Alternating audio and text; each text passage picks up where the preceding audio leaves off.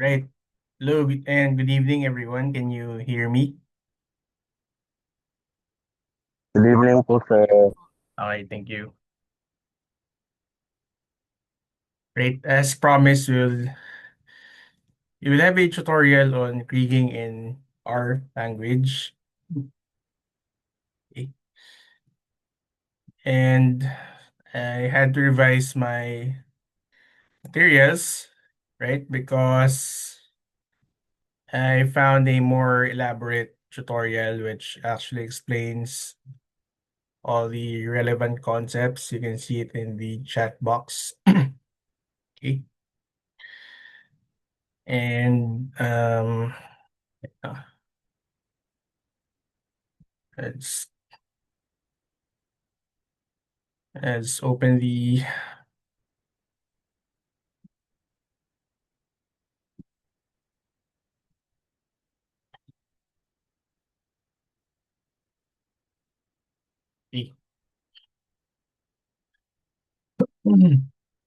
right.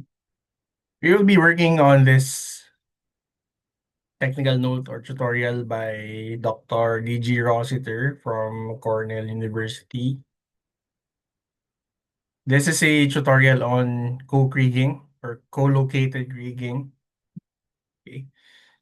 And this is actually over 74 pages, but I think we can only cover probably maybe 15 or 20 pages of this tutorial. Right? But of course, this is a really exhaustive tutorial explaining everything you're doing. Okay? And I personally learned a lot from this material. Okay? Right, let's start. Before we begin, we have to prepare the our environment. Okay, so remember it's a programming language and it relies a lot on contributed packages and programs. And the first step is to determine the version of your R language, okay, or your R environment. So I just type capital R dot version and it's gonna show you the version. Yeah, I mean for my case it's 4.5.1. And then the next step is to install I think I'll just share the PowerPoint as well. Share file. Uh,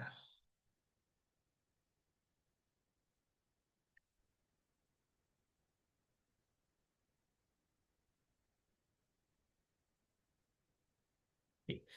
So I also shared the PowerPoint for your reference.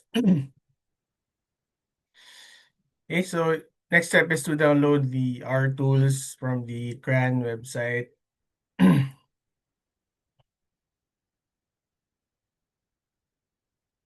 And just download the appropriate version for your environment.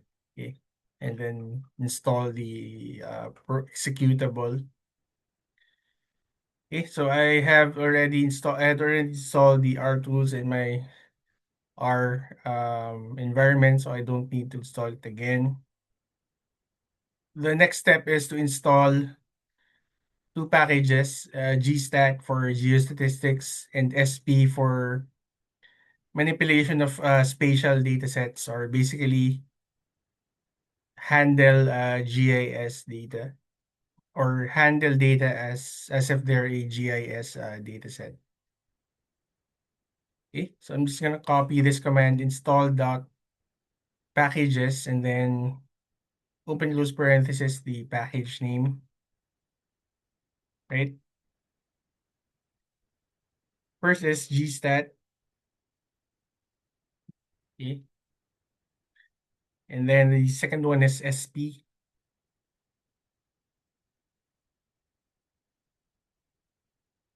Okay. At this point, I'm gonna close the program, okay, so that in case there might be bugs related to the newly installed packages. Okay, so I just started it, and then the second part is to create a custom script. Okay, which we will be using some custom scripts from the tutorial of Rossiter. And what you need to do is you need to open the PDF file of the tutorial file, and then look at the bookmarks. The custom script is located at the end part of the document under plotting or under A1 plotting functions. Okay, right? The name of the script is ck underscore plot functions dot r, and the code is here. You have hashes indicating comments, and this is the code body. Okay? It actually spans many pages, and you have even more comments. Okay? Okay. Right, so you can just copy these lines directly from the PDF, right? Just select the code up to the last line.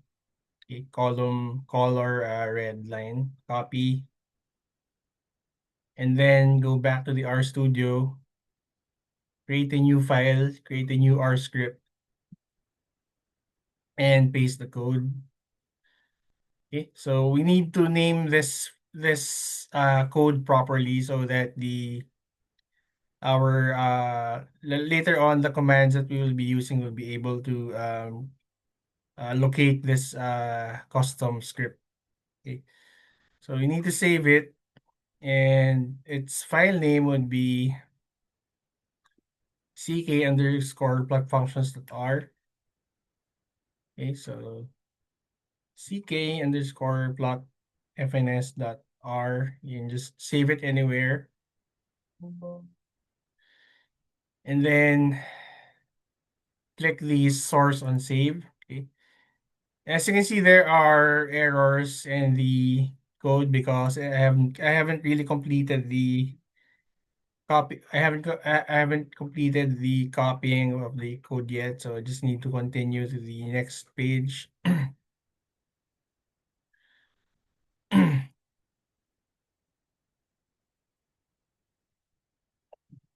Sorry. So just copy that piece of code, paste it again, and then continue with the rest of the code.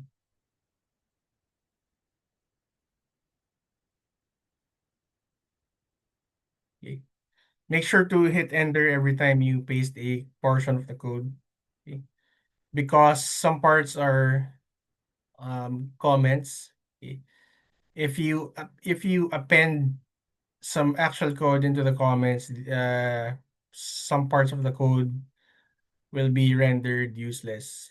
Okay. So for example, you have your comment in line 156. Okay. So I mistakenly pasted the print code in this comment, and it's rendered it's sort of deactivated. Okay, because it's part of the comment line, so I need to create another line, right? So this would be the custom function sure we're going to be using.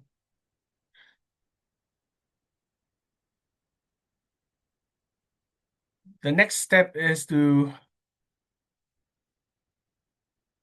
after installing the packages, you need to custom code block functions. Then we can begin with the tutorial proper. Okay, right? So this is a tutorial on doing co-located rigging. It's a sort of a It's sort of a modification from the ordinary kriging. Instead of just using one variable, you're actually exploiting another covariate. Okay. Okay, so we're gonna be exploiting a variable which has a relationship with our variable of interest. Okay, so we're gonna be defining some terms. Okay, the point of co-kriging is that it allows you to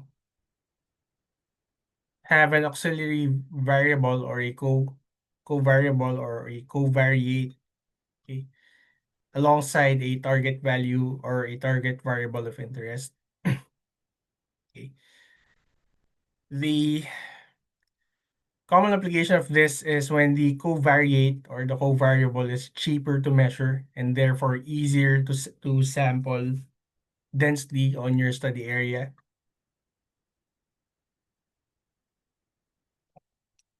Okay. For example, for geology, it's easier to maybe just map out describe the rock types, okay, on a megascopic scale instead of taking taking thin section samples and doing the identification on a microscopic scale. Okay, so in this case, it's the covariable would be your megascopic descriptions. Okay, but you have to in Kriging we're only dealing with numerical values. Okay, okay, so okay. Co-kriging requires that the both target and covariable be individually and spatially autocorrelated, and they also need to be spatially cross-correlated. We're gonna define that later on. Okay, so let's go back to the R environment. It's just a system with multiple libraries, okay, like the GStat and SP. And we're gonna be using the MIU's soil pollution dataset. Later on, we're going to be talking about the MIU's dataset, what is what's inside it, and so on and so forth. So our first task is to load or call the SP and GStat libraries. Okay. And it's possible to enter more than one line of code in the R console. I'm gonna close this. Right, just copy these two lines and make sure that your cursor is in the console and not on the script.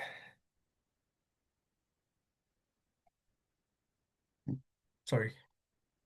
Right, so there's no response. And then the next line, the MIU's dataset comes automatically with the GStat dataset. Okay. And it's possible to query anything in R by typing the question mark character before a special data set or before the name of a data set or before the name of a function. For example, let's query the MIU's dataset. Okay. Right, as you can see at the right side of my program, there's a description under the help tab of the MIU's dataset. It's a data of topsoil heavy metal concentrations, okay, along the floodplain of River Meuse near the village of Stein, Netherlands. Okay. The samples were taken from an area of approximately 15 by 15 meter sampling areas. And the data consists of your X and Y coordinates in Netherlands map coordinates. And then you also have your data on the heavy metals. You have your cadmium, copper, lead. zinc, all expressed in milligrams per kilogram or parts per million. You also have your elevation data and the distance to the Mius River. Okay. So this distance was specifically measured, of course, because the river can wash away your contaminants from your soil. So you're expecting a decrease in concentrations in your heavy metals as you go closer to the river, or maybe even the opposite, okay, because contaminants can be transported by water. And we'll see that later on. Okay. You also have your organic matter of your soil sample expressed in percentage. You also have your flooding frequency class.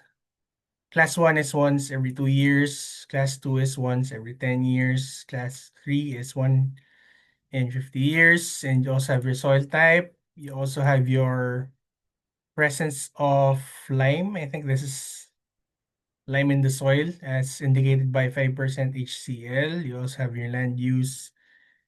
And again, distance to the Mius River in meters.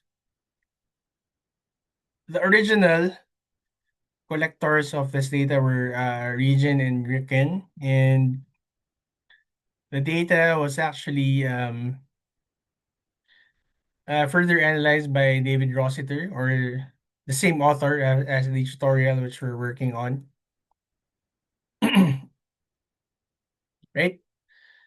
And we're going to be dealing with two data sets from the MIU's example data. One is the vector data. Okay. So this is the vector data. Okay. We're going to be loading later on the raster component of the MIUs. Okay, so this data set is simply just a point data. So you have like I think 155 points, okay, representing sampling points of soils, and they have your concentrations of heavy metals per sampling point. Right? Next, you have your data command. Of course, I'm sure you're not yet familiar with that command. So let's try out the question mark um, notation. So I entered question mark data, and it allows, and you can see here the description of the function. Okay. I don't have time to read everything, but this function simply loads. Okay. It simply loads data sets mostly from your built-in data sets. Okay. And in this case, we will be loading the MIUs dataset. Okay. So nothing happened, but you can call now the MIUs dataset by just typing its name. And you can see here coordinates, heavy metals, okay. 80. This is right, 80 rows, but you can see at the bottom you have reached max, and it apparently emitted 84 rows. So there's like 80 more data points which are not being displayed.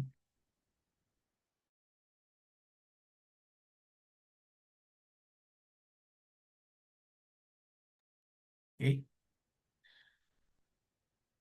You also have your structure command, str is just data structure command.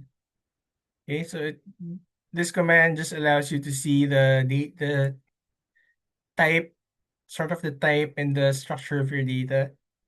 Okay, you need this command when you're using functions which might be um functions, especially functions which are not uh uh sorry.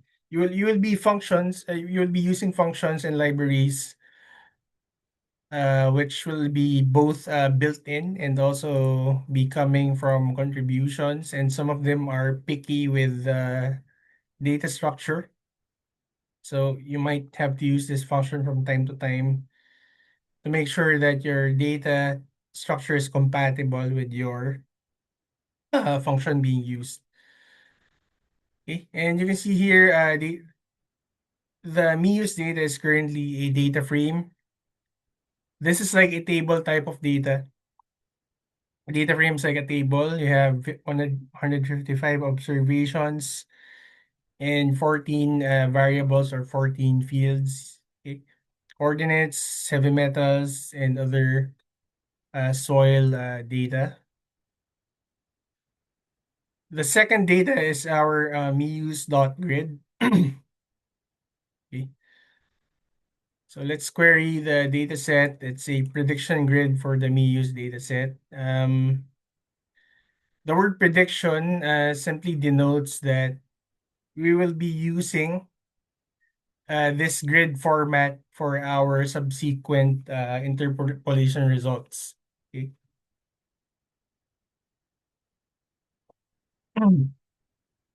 Okay, so whatever is the format of this grid, we'll be using this format for our subsequent interpolation results in this exercise. Okay, so currently it has 3,000 rows, okay, meaning 3,000 raster pixels and 7 columns. Strictly speaking, since this is a raster, this is like 7 bands of data. Okay, so if you remember raster, it's like a grid of data, and one band means you have like one layer of data, and if you have seven bands, you have like 7 layers of data. Okay. The grid has a spacing of 40 by 40, so each pixel has a size of 40 meters by 40 meters. And the data consists of your X and Y. You also have your distance to the river. You also have your flooding frequency. And you also have some data indicating the arbitrary divisions of the MIU's study area. And you also have your soil type. Okay. Right now, these data sets are expressed as data frames, and we cannot directly plot or view these data sets as maps. Okay, so we're gonna be manipulating these data sets so that we can, or so that the R environment can recognize them as spatial data sets or like GIS data. Okay. Okay, so this is just showing the structure of the grid data set. Okay. Right. Now let's talk about the target and covariates or the covariables. For now, let's say that our variable of interest is the lead or the PB. This is our target variable. It's a serious human health hazard. Lead values above 600 ppm is unfit for growing grain crops. Okay. Okay.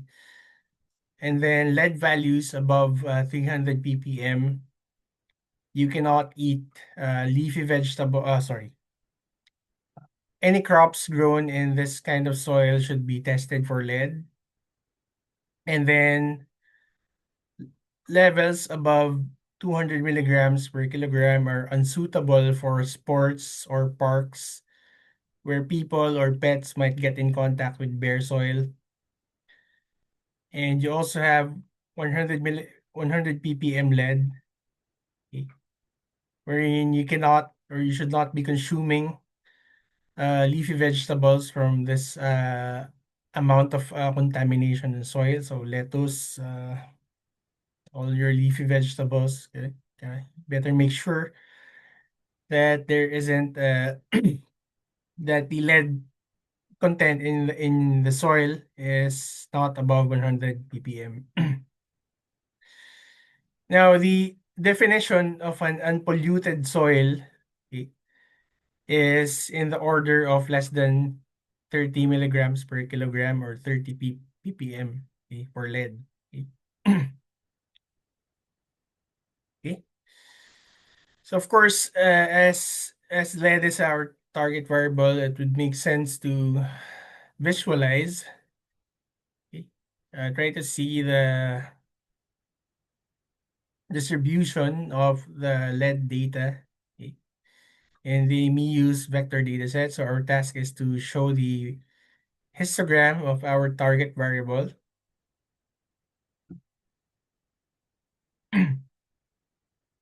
And now we're gonna be using another library, the Lattice graphics package from Bell Labs.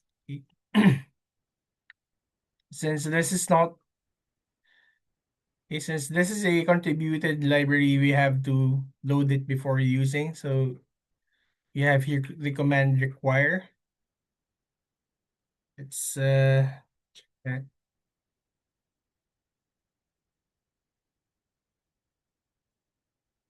okay, so require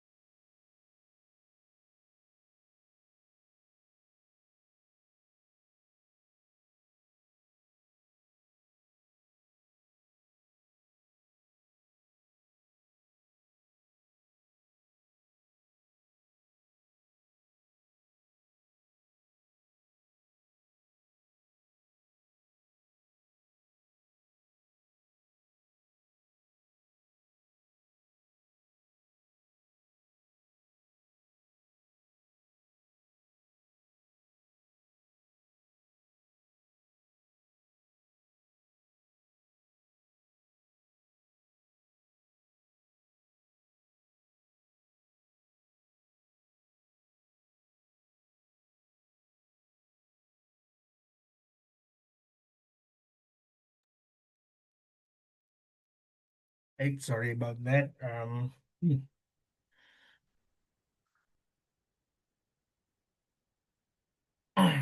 Okay, require simply is a command to load and attach some relevant packages. So let's copy require lattice.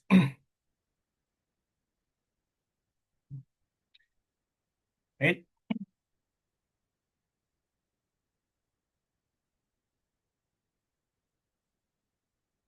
And then for now, we have this long string of commands. You can see you have each one. It's just the name of your variable. And then this arrow sign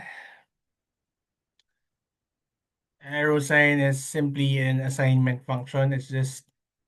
It functions the same as the equal sign.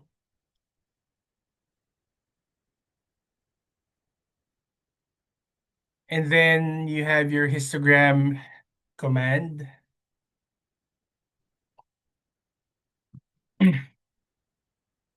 Okay, Again, I'm not quite familiar with the syntax of this function, so I'm gonna query the function histogram. Okay. Okay, so you have your histogram command, and the usage of it is that where's the usage? Normally you have to specify the x or the values that are being analyzed for this for the histogram. So histogram basically counts the number of values, okay, for your x variable. Okay. So it simply counts the number of your variables per level of the variable. So for example, you have like around 22 occurrences of lead values that are like around 50. Okay. And conversely, you have like sorry, that's percent, and then you have like more around 1% lead values for values around 650 ppm. Okay.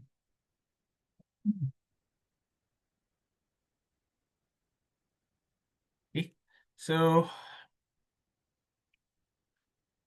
again, let's go back to the syntax. You have your X and then your data. You have to specify the data set. That's why we have the MIUs here. That's the data set where this variable is coming from. You have your label and then your color or your color, and then you have your number of intervals. So you have 12 intervals, or you can just leave the default. Okay. Okay, so this is histogram one. I'm gonna paste it in the command line.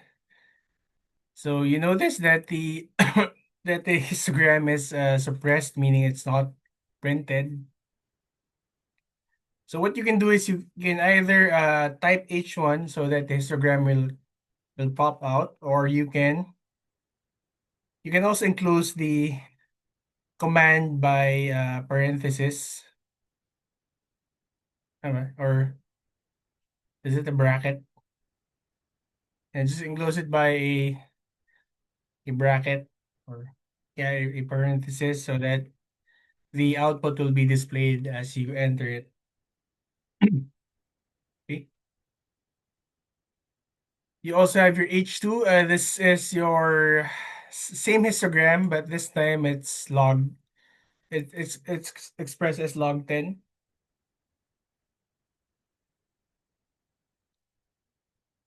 And the reason for that is that if you're gonna look at the histogram of your lead, it's uh it's actually skewed to the right. It's skewed to the right, meaning it's sort of stretched towards right. And one of the remedies for that is to do a log log plot, okay, of this data set, or do a log transformation, right? So that it has a more or less symmetrical distribution. Normally in statistics, we're mostly interested, or we're mostly comfortable with normal distributions, because that's the easiest kind of distribution to manipulate and play around with, right? Uh, what's this? So I'm gonna copy this command H for H2, and then you have this print command, which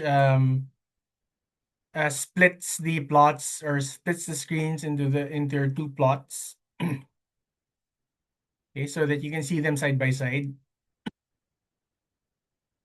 And after that, we have the RM, or the remove function, because we don't need this histogram anymore. We don't want to consume any more memory. So RM removes these two objects so that you cannot access them anymore. So they're now gone forever. Okay. Now our next task is to basically show the distribution of our lead values in table form.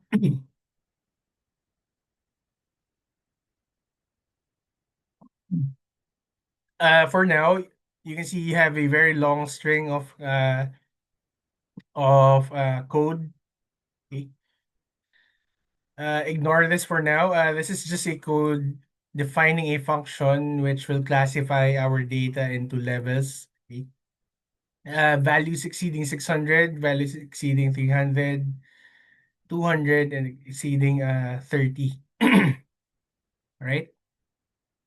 So I'm just gonna copy this code and paste it in the. Okay. So you can see here. You can see here this table. I'm just gonna show the tutorial file. Right? You can see that 0.6% of our data set is higher than 600 ppm lead. Okay, so that's a rather small proportion. And then 8.4% is higher than 300, so that's quite significant. Okay, so this is not fit for crop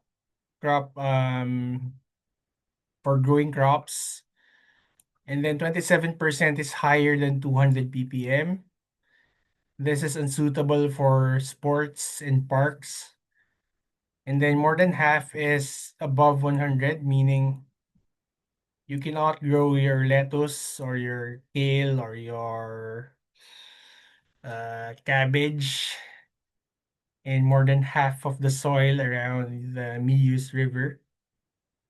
And surprisingly, 100% or all of the samples were above 30 ppm, meaning all the soil samples can be considered contaminated, okay, with respect to lead.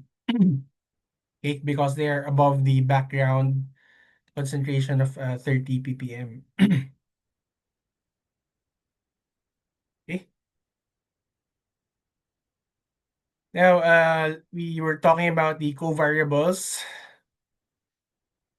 and an ideal covariable should have a feature space correlation with the target variable. Okay. And then spatial structure and spatial covariance. Okay. So one and three are simply this can be easily seen in a scatter plot or by calculating their covariance. Okay. So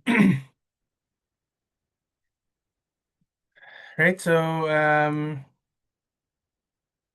covariance or correlation coefficients close to one indicate a good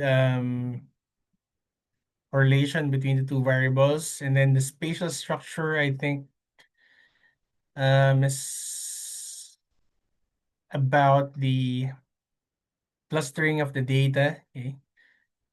So it should be its occurrence should be non-random. We're gonna be discussing that later.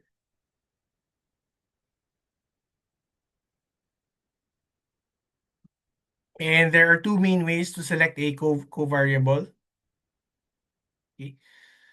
You can either do it theoretically or based on your knowledge of the processes, like your knowledge of the geology and the chemistry behind your lead and other variables.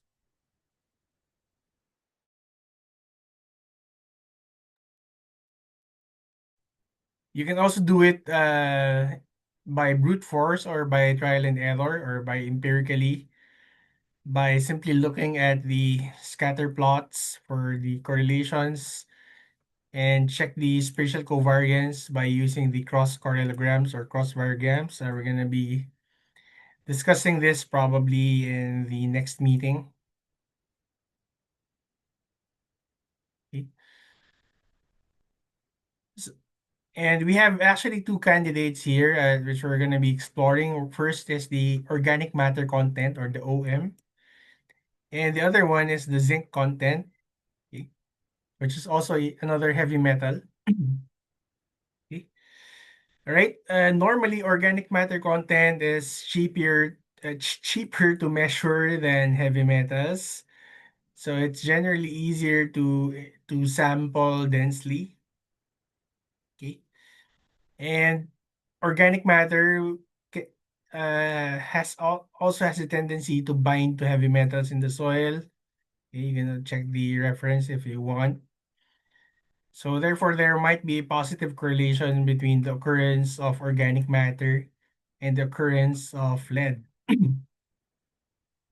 However, there are some key differences, okay? Particularly the fact that organic matter is mostly formed in situ, or just in the soil, and it's generally not transported by floodwaters. Okay, so if it's flooded, it's gonna be washed away. So it's not clear if there will be a good covariance, spatial covariance between the lead and the organic matter. The other one is zinc. Okay, and a lot of industrial processes which produce lead also produce zinc. Okay, and they have this similar means of transportation, both as a dust or via air and as a sediment via water.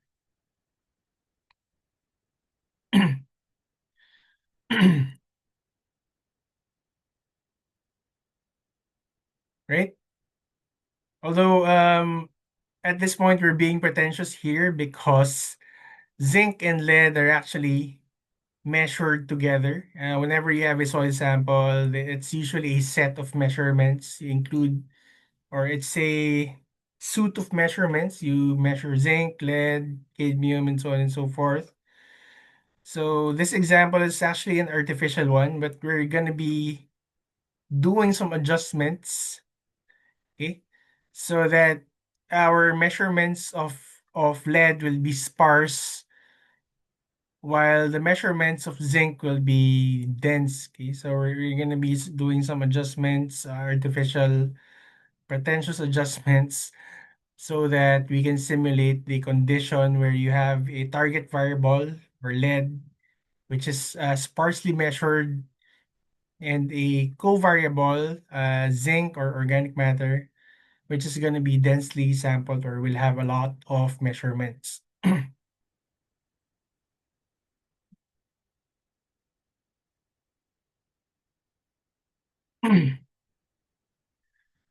Task number 3 is to display histograms of the covariables in their log 10 transformations. Okay. Right, since we have applied log transformation in our lead in our lead variable, it would be proper to apply the same transformation for the organic matter and zinc. Okay. Right, and again, we have this slew of commands for plotting the histograms of your organic matter, or OM, and zinc, and their corresponding log base 10 histograms. Right, I'm just gonna be copying this set of commands. Okay.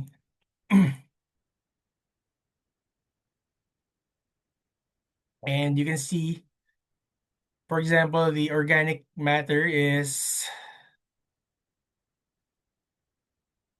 the organic matter content.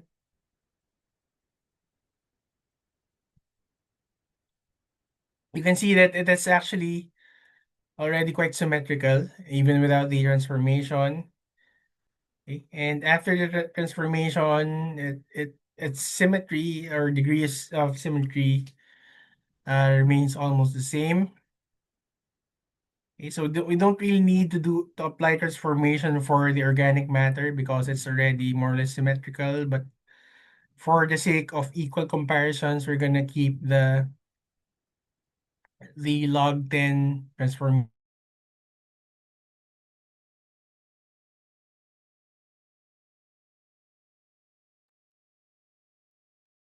You can also see zinc here, right? In a normal histogram plot, you can see that it is also stretched to the right, or it's skewed to the right. And accordingly, applying a log base 10 transformation gives it a more or less gives it a degree of symmetry.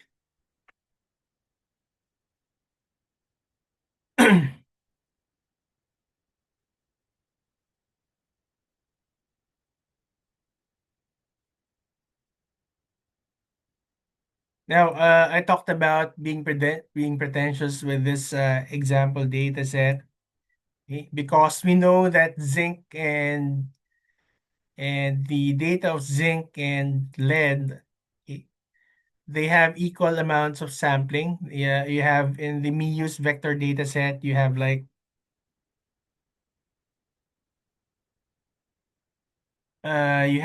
155 soil samples.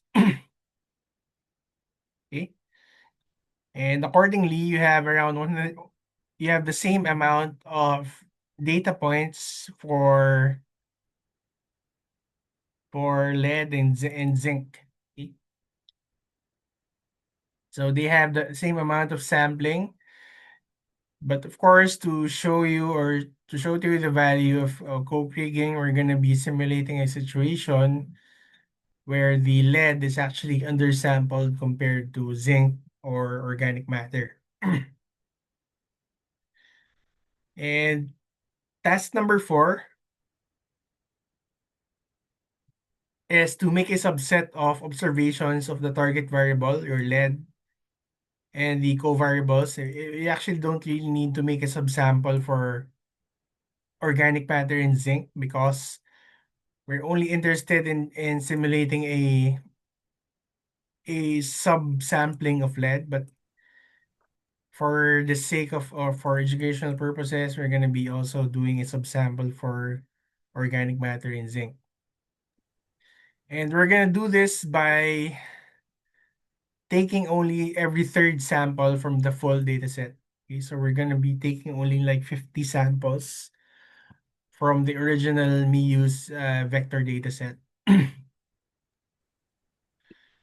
And this is done by using the command, you have here a new variable, miuse.pb, right? So in R, it's totally fine to use a variable name that has dots, okay, for just for the sake of naming. So then the variable is miuse.pb.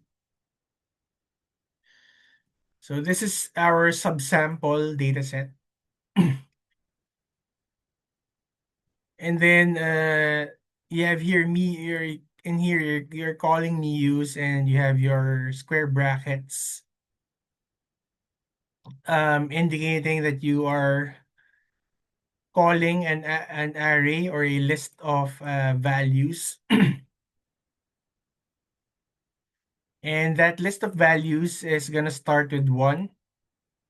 Okay, so you're gonna take the first row of the data set, and then we're gonna be doing it every increments of 3. So 1, 4, 7, 10, 13, 16, and so on and so forth until we exhaust the whole length of the MIUS dataset. You also have here the C or the concatenate function, which will append the columns. Okay, so we're just in here, we're just selecting the rows, the row numbers. So 1, 4, 7, 10, 13, 16. The C function here serves to actually append the relevant fields or the relevant variable values. So we're appending X, Y, lead, organic matter, and zinc values from the original MIUS dataset. Okay,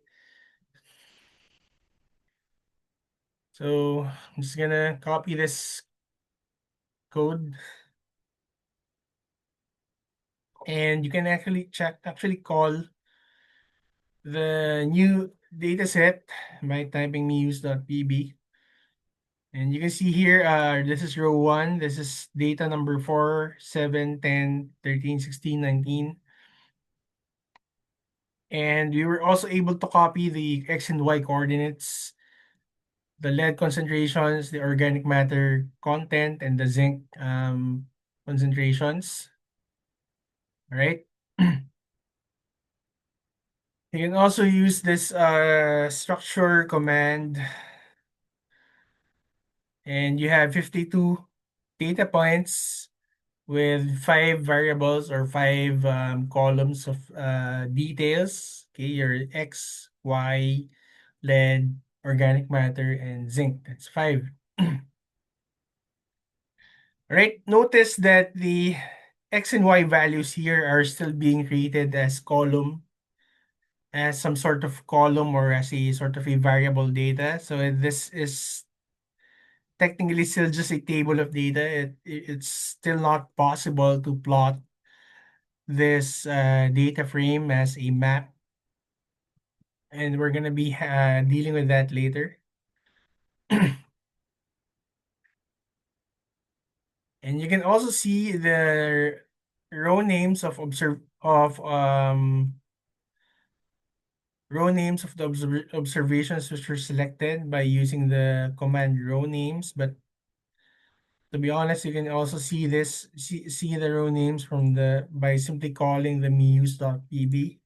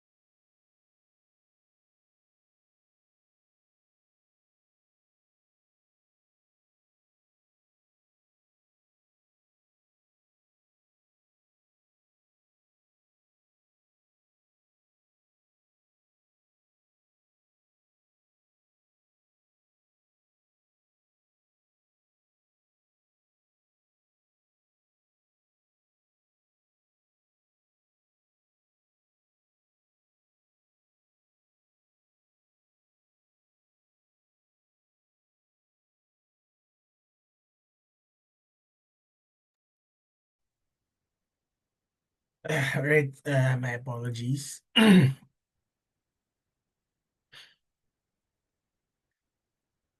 then the next task is to calculate the log base 10 of your lead and the other covariables in the subsample, right? And again, we have the subsample variable name. We're just gonna be updating it. And you have here the cbind function. Let's define what is this one. I don't know what the cbind does. Cbind. Combine our objects by rows or columns. So if you're gonna be combining, or if you're gonna be adding row or gonna be adding columns, you can use the cbind. If you're gonna be adding new rows, you can use the rbind. So let's say, for example, we have this new variable. So in R, it's actually possible to define a new variable, okay, within an expression that's being evaluated. Okay, so this is a new variable, LTPB, meaning log base 10 lead. You also have another variable, LTOM, meaning log base 10 organic matter. And then log base 10 zinc. So I'm just gonna show you the value of the LTPB just to illustrate what it's doing. So in this code, we're just defining a new variable named LTPB, and it will have a value of log base 10 for all the lead values in the MIU's subset data. Okay. So this command will produce a list of log base 10 of our lead concentrations in the MIU's subsample. And you can see that it's just a list of your log base 10 data. It doesn't contain anything else. It doesn't contain the coordinates or even the original original lead concentrations. Okay, so that's why in this command we are appending them to the MIU's PB subs to the MIU's subsample data using the cbind command, right? Okay, and again we can see how the subsample data has updated by calling it again. And you will notice three additional columns, LTBB, LTOM, and log 10 zinc. So log 10 organic matter, log 10 lead, and log 10 zinc, right?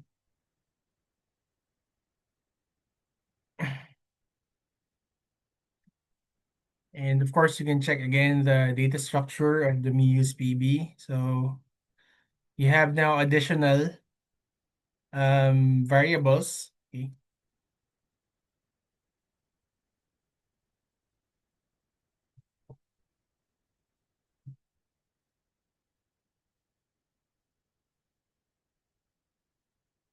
Now, at this point, we have successfully created a subsample containing around 52 measurements. And we will, so after taking the 52 measurements from the original 155 data samples from the original data set, we have a remaining 103 values, okay, which was left out. Okay, so we're gonna be keeping this 103 value data points, and we're gonna be calling this as the extra data set. Okay, and this will be used later on for validation purposes.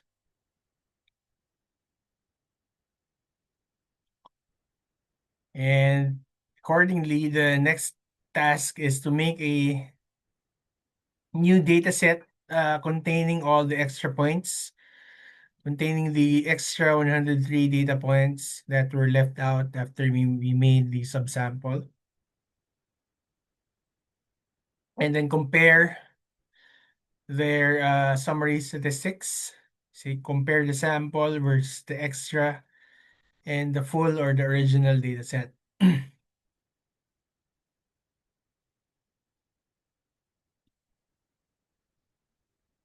Now we can extract the extra data set from the original MIU's data set by simply using a function named setdiff. Okay. And let's check the what does this function do. So it's actually an interesting function because it does some geometric operations. It can look for the unions, intersections, differences, equalities, and membership between two vectors. Okay, so between two tables of data sets, like the original MIUs and the subset of the MIUs, we can determine what is their difference. Okay. So if we're gonna be analyzing the relationships. Okay, so the subset And the original data set, if we're just talking about the subset, it's just going to be the intersection. Okay. Now, if we're going to be talking about so if this is the original data set and,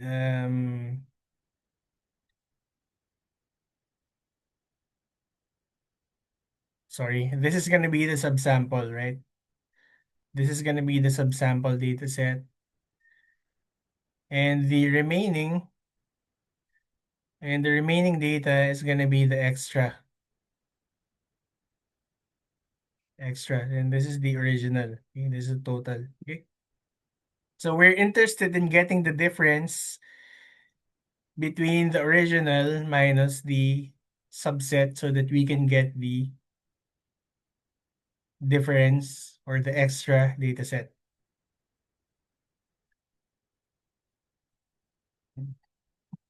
Okay.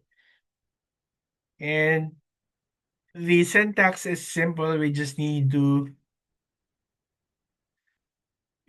a list of the row names from the original MeUse dataset, and then the row names from the subsample dataset. Okay. So by getting their differences, we can get a final list that only contains all the extra datasets. Okay. So this phrase gives you a list of the extra data sets. So that's gonna be starting with 2 and then 3 and then 5, 6 and then 8 and so on and so forth. Okay. And then so we have this list of extra data sets.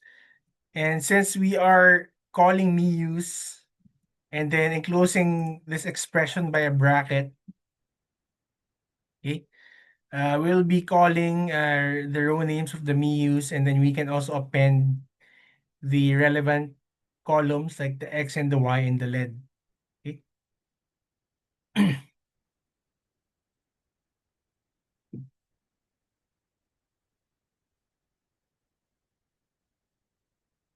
Okay, so let's see if the command actually worked by calling the MIUs extra. Okay, so you have row 2, 3, and then 5, 6, 8, 9, and then you have your Y coordinates and just the LED. Okay. Okay. And we can also double check by doing the structure command. Right, you have correct. You have 103 observations, 3 variables, your coordinates and your LED. Okay, so far so good.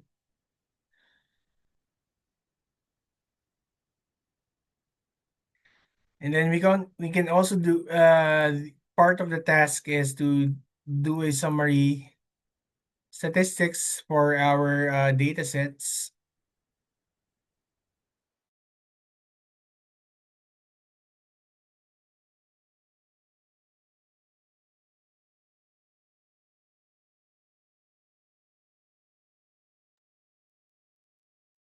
Mhm. Right, so we can just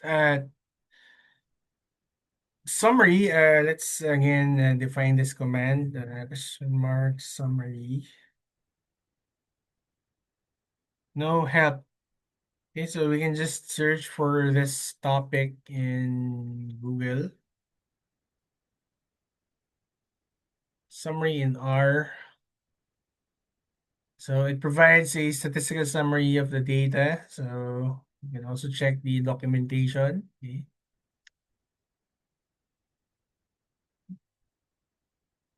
Function used to produce results of the summaries of results of pairs fit model fitting function. So it just gives you the quartiles. So your minimum value, your first quartile. So the first quartile is like the median of the first half. And then the median is the middle value. And then your mean is your average. Your third quartile is the median for the second half. And then you have your maximum value. And then the second line is going to be your standard deviation for the log 10 of the lead data. So this one is the summary for the original data set or the full data set. This one is the summary for your subsample data set. And finally, this one is the summary for your extra data set.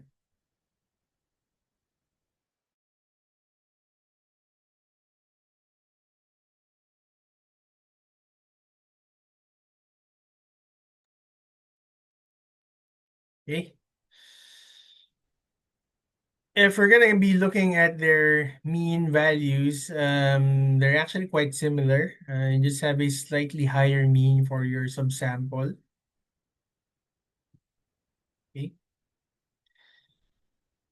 And then their standard deviations are slightly higher for the subsample. Okay, so again, this is due to random sampling. We don't really have a control on getting bigger values or getting bigger standard deviations. Okay. Now, the next part of Kriging is modeling the spatial structure of the target variable. This is actually now going to be involving the creation of the variograms, right? But first, we need to visualize the data as in a spatial sense because, as you would remember, variograms are made or are created by measuring the distances, the spatial or the physical distances between your sampling points. Okay. And we're gonna begin by converting your dataset into a spatial dataset using the SP package, right? And currently the coordinates are listed as fields or as variables, but once you convert them into SP classes, the coordinates now become more explicit. Okay, they become more tangible, more accessible to our spatial functions. Okay, and our task now is to convert the full data set and the subset data set and the interpolation grid into SP classes. Okay. I think for now, let's just have a 5 minute break. I'm not really feeling well. Sorry. Let's resume by 8. Let's just resume by 8:15, right?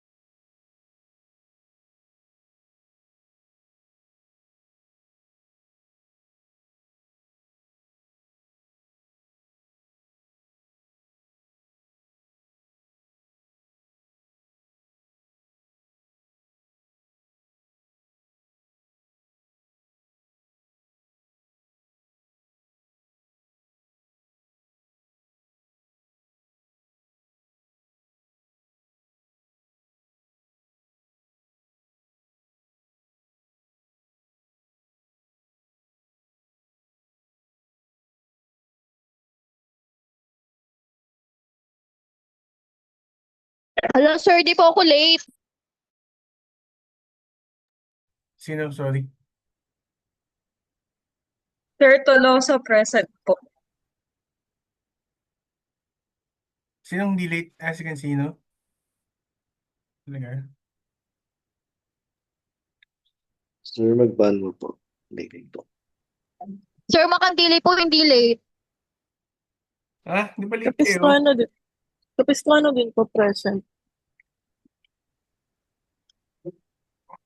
Yeah, Bruno Sir present po. Tolosa din po. Hindi late. Hindi po Makandili po, late sir. Kapistrano, sir.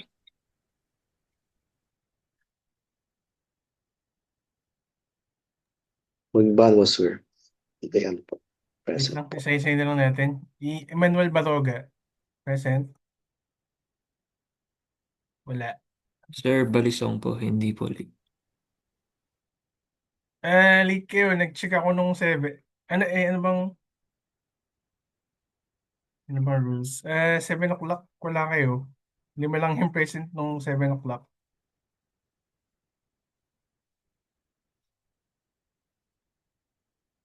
Uh, Kimi, Eric Kimi Bayawa,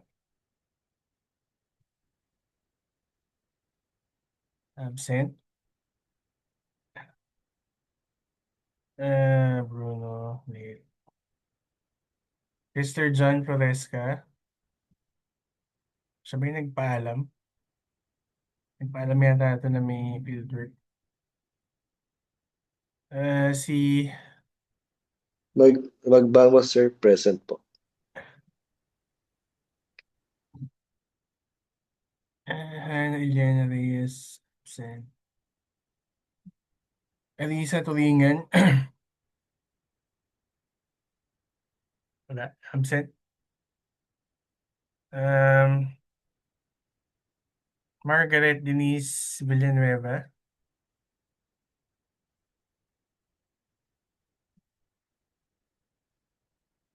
okay, sorry sa mga na late.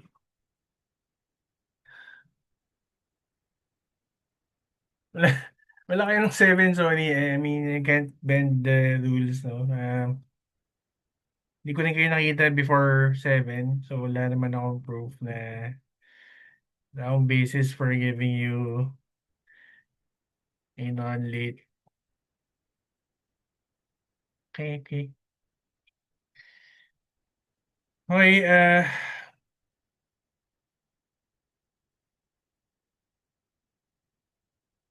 okay, let's just resume the tutorial.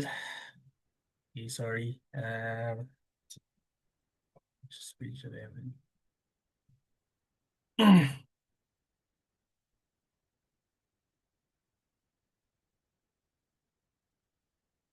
So where would the remaining step is to convert these data into SP classes.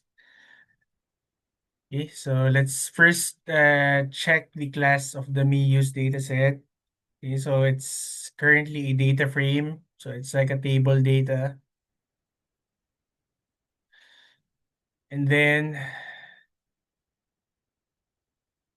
the way to convert your data frame into a spatial or a sort of a GIS data is by using the coordinates function. There's no help, so let's just search for the help document.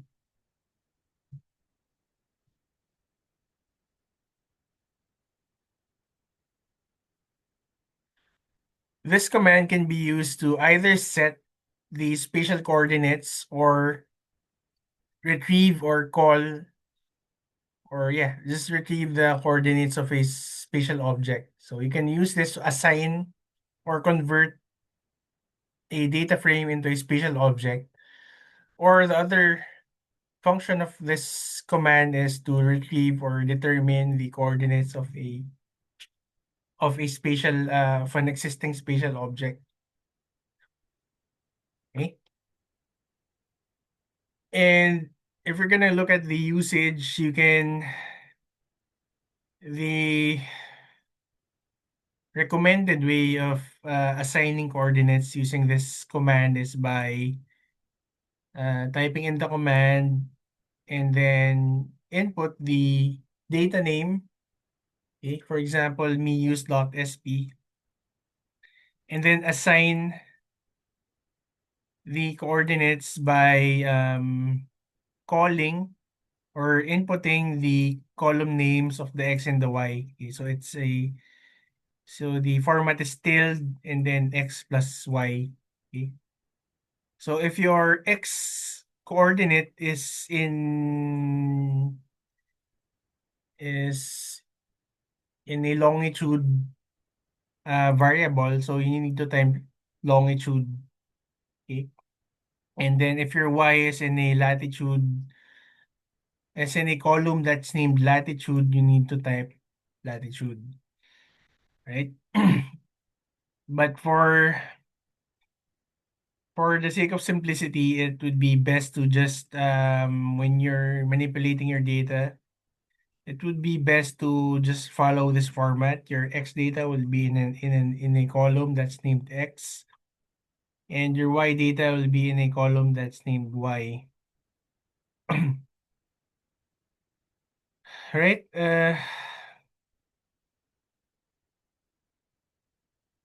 So let's just copy this command, coordinates me use, and then assign your x and y.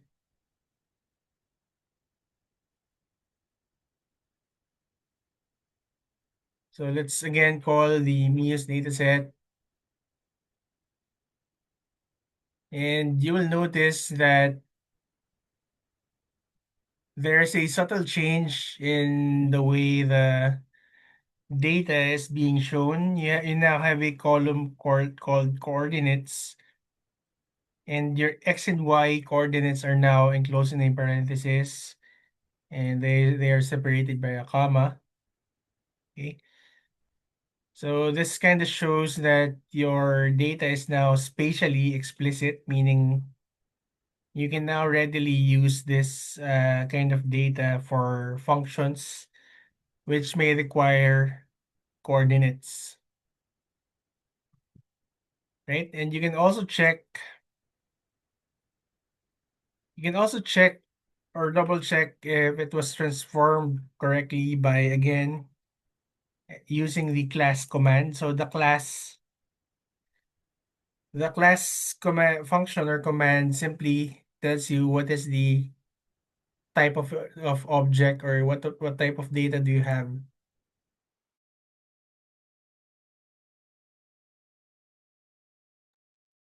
right? So again, let's just check again the class of the MeUse dataset. It is now earlier its class it was defined as a data frame. Now it is now defined as a spatial points data frame or an SP data frame, and it's also classified as an SP dataset. Right? And we're just gonna be doing the same for the subset and for the extra and for the raster data,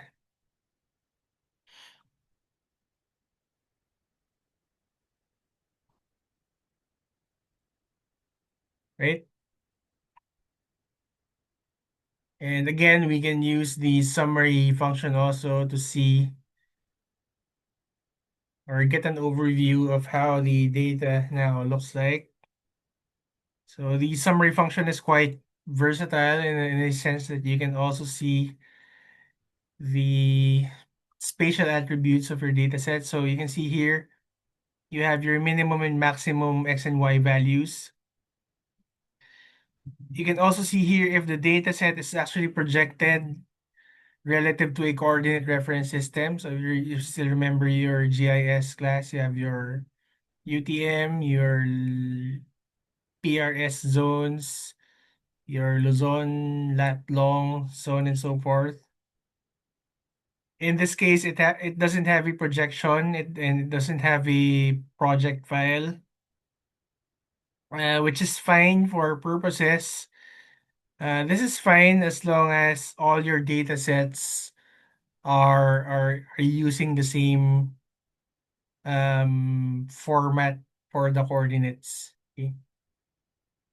The projection will be important once you start adding data sets which use a different coordinate reference system. For example, a lat long, where the coordinates are expressed in latitude and longitude degrees.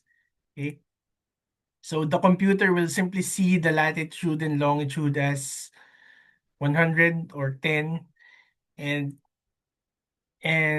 as a result, your data in grid format will not jive with your other data in your lat long coordinate format.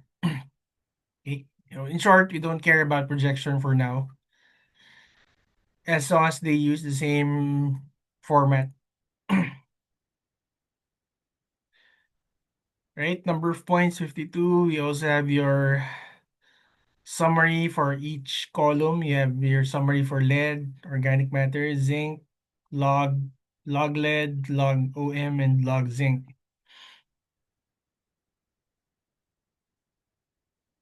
Okay. As a reminder, you should be aware that not all R methods are capable of reading SP classes. Okay, some methods are quite dumb. They don't know if a data is actually georeferenced. Okay, and therefore it's necessary sometimes to convert back your SP data into a data frame type. Okay, so for example, the structure command cannot recognize an SP data set, so you have to sort of translate your SP data, in this case your MIUs, into a data frame before the structure command can actually understand your data set.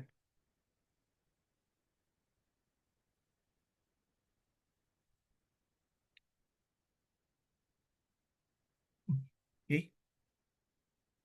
Um, yeah, it's quite jumbled. If you're just gonna use the STR directly on an SP dataset, the summary or the readout might not really make sense, okay? Because it cannot properly detect the spatial attributes or the coordinates of your MIUS dataset. Right? Next task is to display post plot. So post plot is just like, I think you call it a bubble plot. Okay? Wherein it's just a scatter plot, but you change the size of the plot depending on the size of the value. Okay, so small values will have small bubbles, large values will have large bubbles, and so on and so forth. And we're going to be using the XY plot function. Okay, again, I'm not really familiar with this function, so let's look at the help file for XY plot.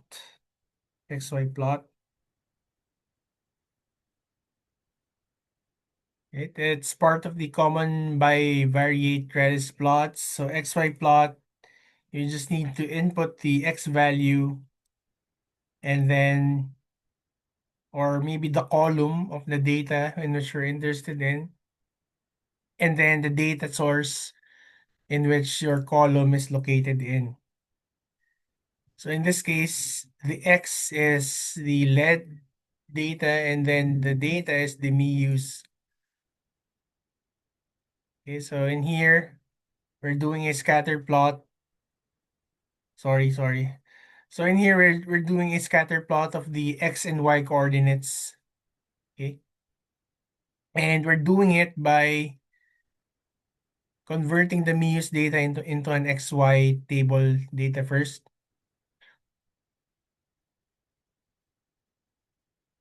We have here another parameter, the aspect ratio. It's on an ISO or an equal aspect ratio. You also have your panel function. This is used to decorate your plot. Okay, I'm not gonna be discussing this in detail. So I'm just gonna be copying this code and it continues into the next page.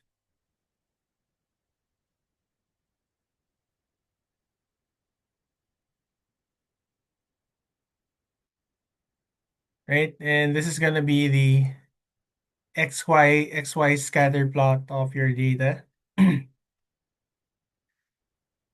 The hollow circles correspond to your full or original me use data set for lead log 10 lead concentrations. And then the red bubbles correspond to your subset data set. Okay, so you can see that the red dots are slightly smaller. That was done on purpose so that you can see where are the data points coinciding.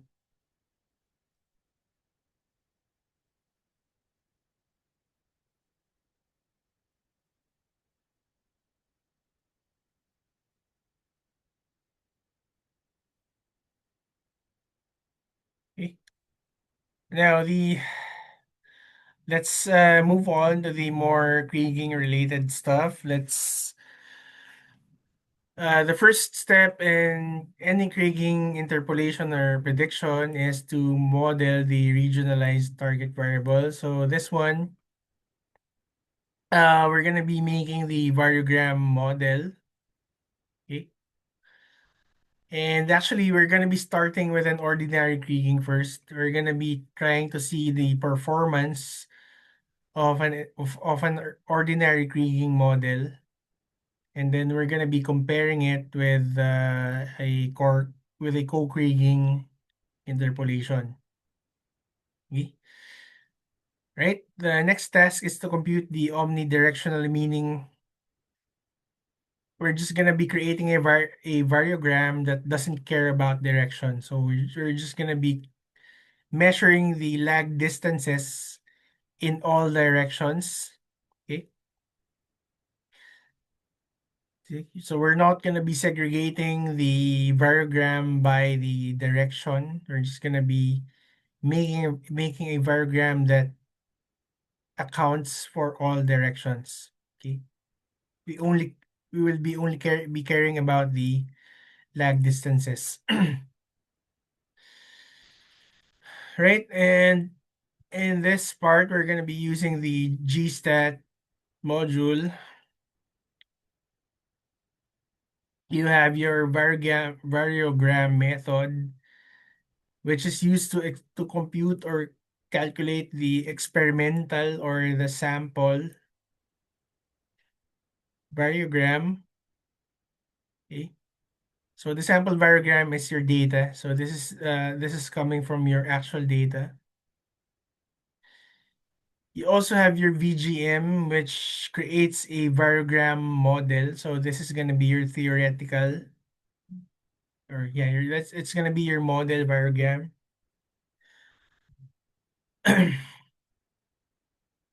And then finally, we have the fit.variogram, which is used to adjust or optimize an existing variogram model to a target object.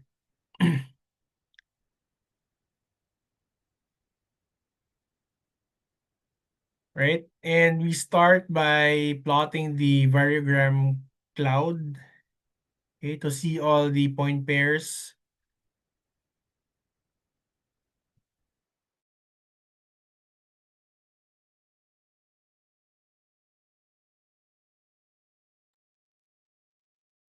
To be honest, the variogram cloud doesn't really have much value.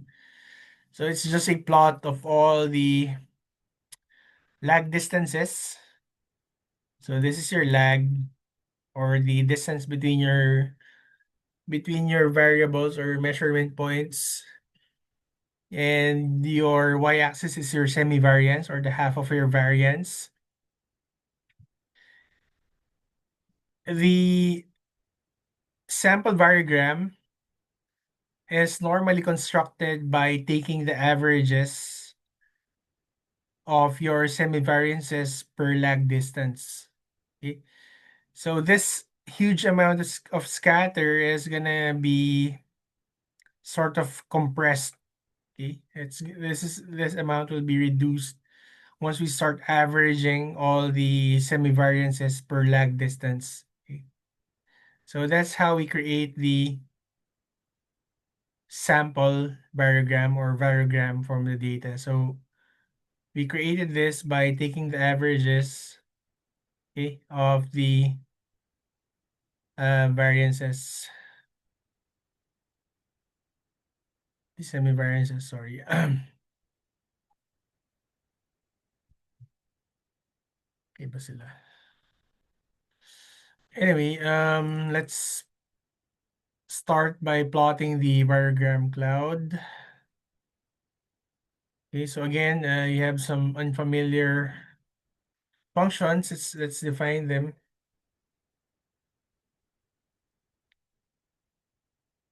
So this variogram command is not really in the built-in R documentation.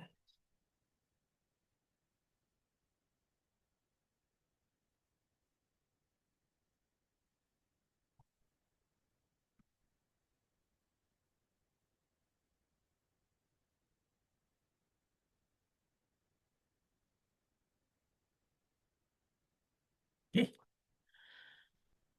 so this is the syntax. You have your variogram command. Your first input is your object. In this case, our object is our log 10 lead concentrations. You have a tilde 1. This indicates a stationary field or a uniform distribution. Okay, so if you remember the assumption of stationarity, when we assume stationarity, we are assuming that the data in our study area assumes or follows just one distribution of data. So we're indicating here that the lead concentrations belong to just one bell curve of distribution. Okay, assuming they have a normal distribution. Okay. All right, that's your object. And then let's go back to the documents. You have your locations. The locations here are actually referring to the data set. So your locations, the location here,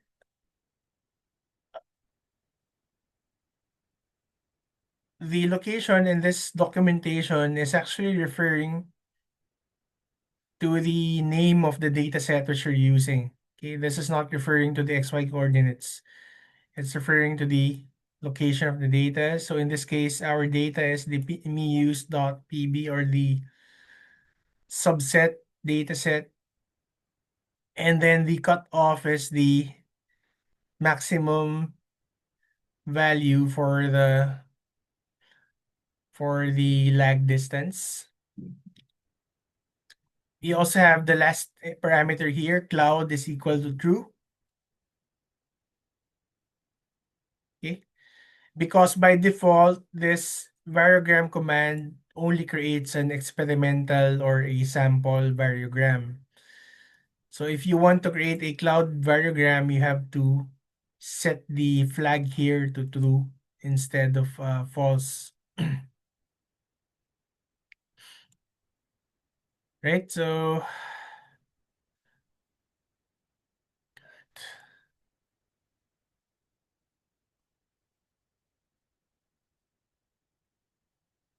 let's copy that.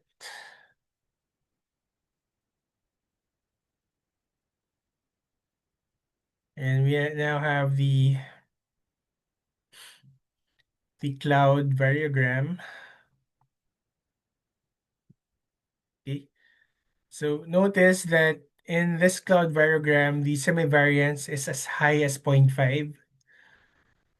But after we have created the semivariance, after we have created the sample variogram, the semivariance now reduces to a maximum of 0.12. Okay. So this is a result of averaging all the semivariances per lag distance from the cloud to the semivariogram, the sample semivariogram. Okay.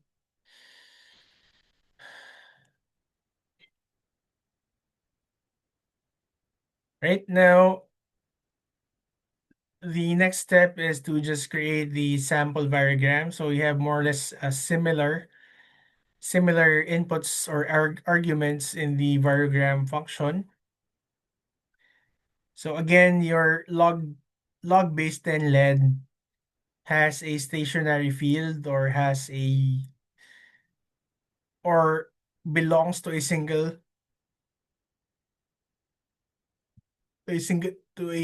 distribution. Okay, to a single and non-changing distribution of values. Your data is still the MIU's subset. Their cutoff is still 1,800. That's a maximum lag distance. The width, it's not sure why it's set to 200. Anyway,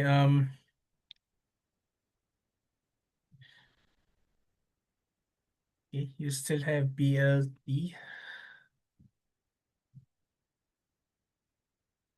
Okay, PL equals T. This just indicates this tells the program to plot the totals, okay, the total counts of values per bin, right? And this is gonna be our sample variogram, and each point here indicates or corresponds to the number of data points included per dot or per interval. Okay.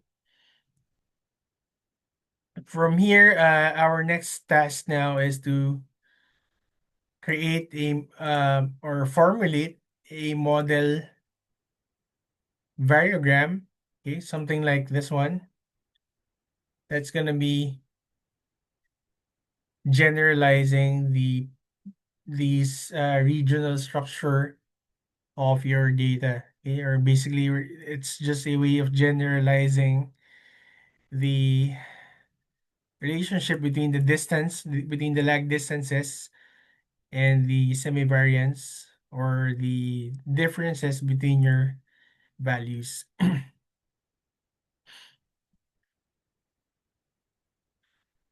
Okay. Next step is to estimate the variogram model, form parameters by eye, visualize on the empirical diagram. So in here, we're gonna be estimating a few parameters. So I'm gonna be drawing first my estimate on the variogram here.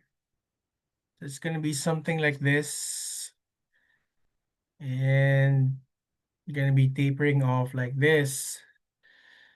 First thing we need to estimate is the value of the nugget. Yeah, the nugget. Okay. So in this case, the nugget is somewhere close to 0.3, okay, more or less less than 0.03.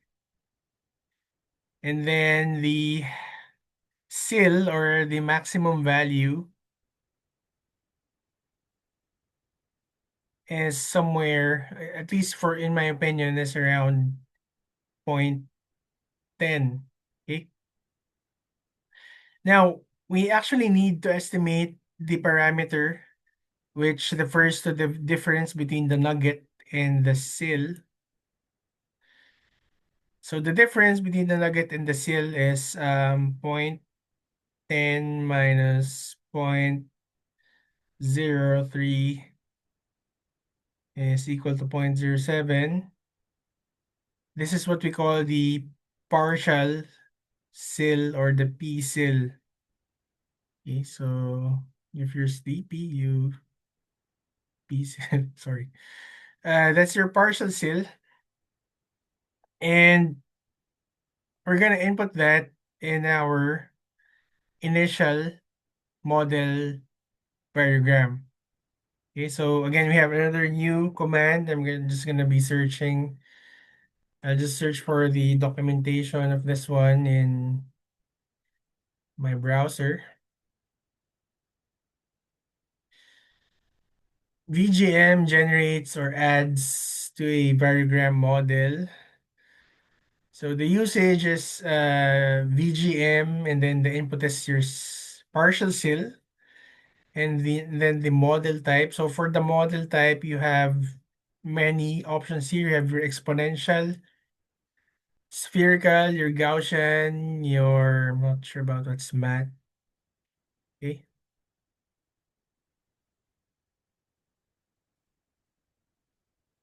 You can just refer, I think, to the documentation of GStat for the types of models.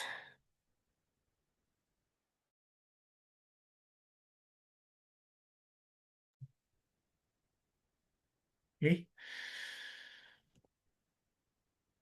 Uh, so this is your partial sale. Sorry. So at least my estimate was off. So in this example, the partial sale was actually equal to zero point 0.8. And then they used a spherical model. 800 is the range of the data. So it's the distance. Range is the distance where the correlation between the semivariance and lag distance flattens to a plateau. Okay, so it plateaus, sorry, it's redundant. It's the distance in which after this distance, the correlation between the lag and the semivariance will start to plateau. Okay. So in this case, it's around 750 for me, but in the example, it's actually around 800 meters, I think meters of distance. And then the last term here is the value of your nugget. It's 0.03. So my initial estimate was also 0.03. Okay. And from here, we can now define a new variogram model, and we're gonna be assigning it to a variable named m.ltpb. So again, you can choose any variable name you want. You can name it after your dog or your boyfriend or your best friend, whatever. But for now, let's just use m.ltpb to indicate m model lt log base 10 pb led. Okay.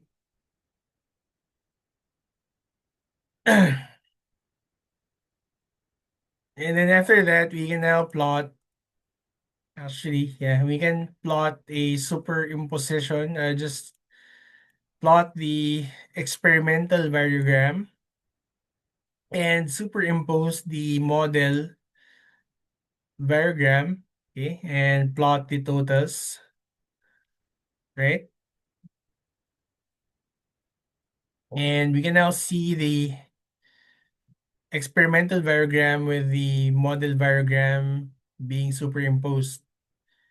So at this point, is this the optimal model variogram? Okay. The answer is no. We can still actually increase or optimize the fit of this model variogram. Like for example, you can see here that the sample variogram plots are not really coinciding really well with the model. So I think the model here can still be adjusted a bit so that they coincide with the sample variogram a little bit better. So we will now be using the function fit.variogram. So again, let's define, let's look at the documentation for this one.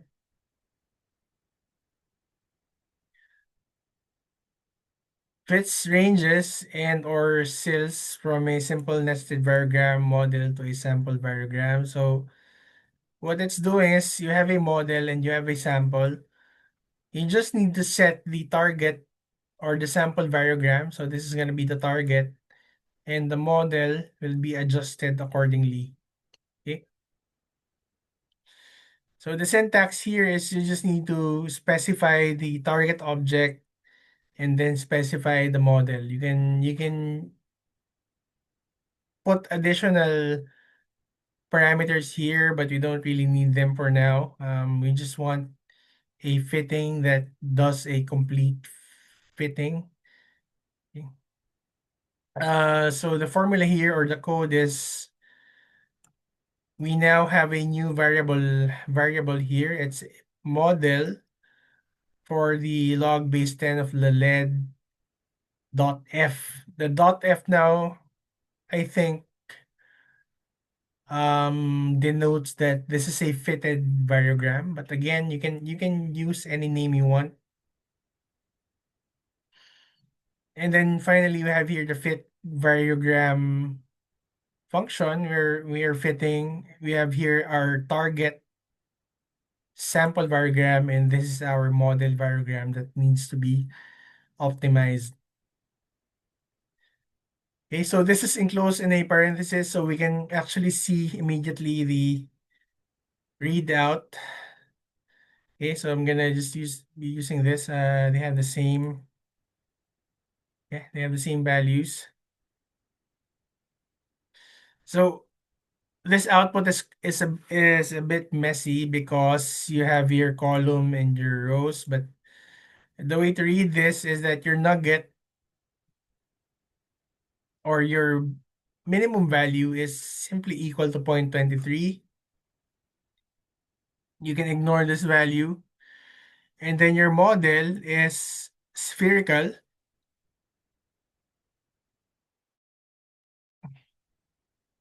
And then your partial cell or the difference between your nugget and your cell is 0.88. And finally, your range or the maximum distance of correlation is 876.1765 meters. Okay, so I think I'm already running out of time. Unfortunately, we did not even reach the ordinary kriging part of the tutorial. So anyway, I'll just finish this part. I'll just plot the sample variogram and the optimized model variogram. Okay, so you can see here, the samples are now coinciding a little bit better with the model variogram, so that's good. Okay. From here, we can proceed with doing the ordinary kriging. But I'm gonna be stopping from at this point. Okay. So I'll just show you what's the other remaining activities we have. So we'll probably continue this on Friday.